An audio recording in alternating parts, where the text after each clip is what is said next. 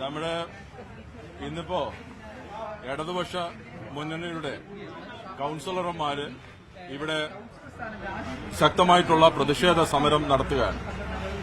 ഈ സമരത്തിന് ആധാരമായിട്ടുള്ള കാര്യം ഒരു കാലഘട്ടത്തിലും നമ്മൾ കണ്ടിട്ടില്ലാത്ത രൂപത്തിൽ നമ്മുടെ നഗരസഭയ്ക്ക് തന്നെ അപമാനം എന്ന് കരുതുന്ന ഒരു കൌൺസിലറായി പ്രവർത്തിക്കുന്ന ആർ സുഗതൻ എന്ന് പറയുന്ന കൌൺസിലർ കഴിഞ്ഞ ഒരു 7-8 വർഷങ്ങൾ കൊണ്ട് തന്റെ പേരിനകത്ത് നിരവധിയായിട്ടുള്ള ക്രിമിനൽ കേസുകളുണ്ട്.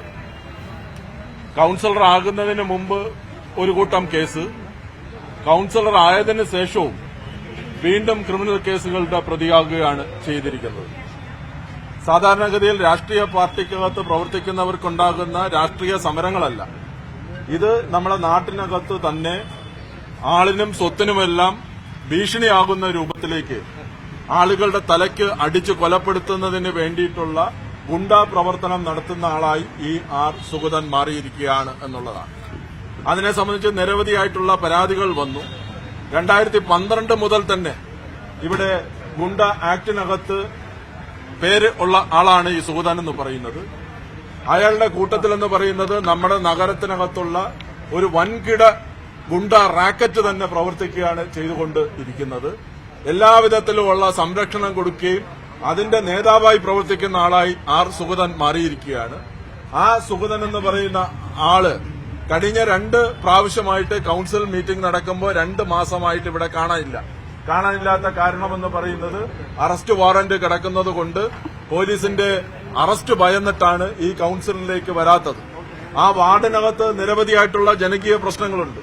ആ ജനകീയ പ്രശ്നങ്ങളെ അന്വേഷിച്ച് അവിടുത്തെ ജനങ്ങൾ നടക്കുമ്പോഴത്തേക്ക് ആർ സുഗതൻ എന്ന് പറയുന്ന ആള് ജയിലിൽ പോകുന്നത് കൊണ്ട് തന്നെ പേടിച്ച് ഈ പറയുന്നത് പോലെ തന്നെ ഒളിവിൽ ജീവിക്കുന്ന ആളായി മാറിയിരിക്കുന്നതാണ് നമുക്ക് കാണാൻ വേണ്ടിയിട്ട് ഉള്ളത്. കഴിഞ്ഞ 2 പ്രാവശ്യമായിട്ട് കൌൺസിൽ വന്നിട്ടില്ല.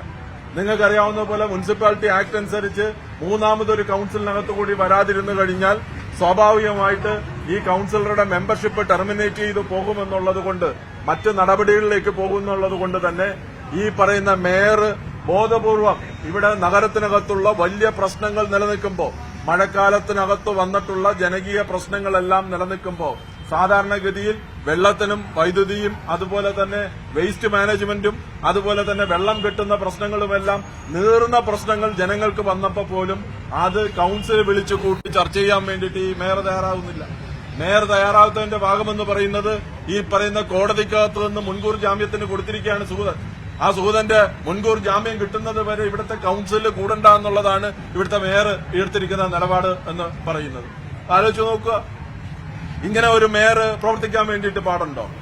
യഥാർത്ഥത്തിൽ ഗുണ്ട സുഗതൻ എന്ന് പറയുന്ന ആൾക്ക് കഞ്ഞി വെച്ചു കൊടുക്കുന്നവനായിട്ട് ഈ പറയുന്ന മേയർ മാറിയിട്ടിരിക്കുകയാണ് യഥാർത്ഥത്തിൽ നമ്മൾ കാണുന്നത്.